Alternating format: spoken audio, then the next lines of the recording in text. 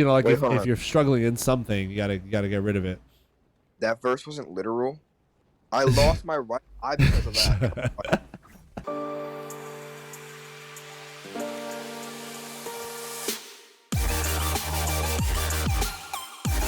We're laughing because it's like, no, we're grateful you're asking the question because we've been there. Some of us been Right. there, some of us are there. Like, it's a good thing to talk about.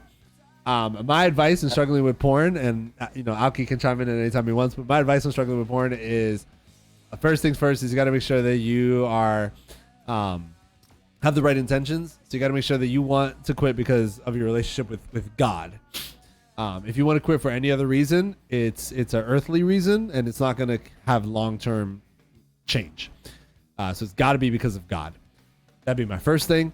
My second thing, man, would be to be open. The truth shall set you free, and I think that's more than just truth of Jesus. I think that's just being truthful shall set you free. So you got to come out, you got to come clean, you got to talk to people that you personally know, not just people online, like people that you personally know that can hold you accountable in person, that it costs you something to tell them.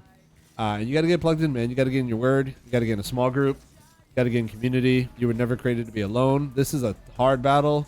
This is the only thing that the Bible does not tell you to fight. It tells you to flee. And it's hard. It's really hard.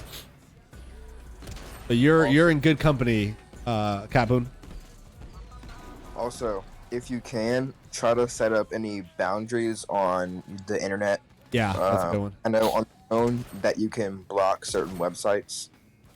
So try to set those boundaries, or maybe if you feel up to it, tell the person you're living with. Yeah. Like, hey, go through my phone and set a password on it so I can't get into this.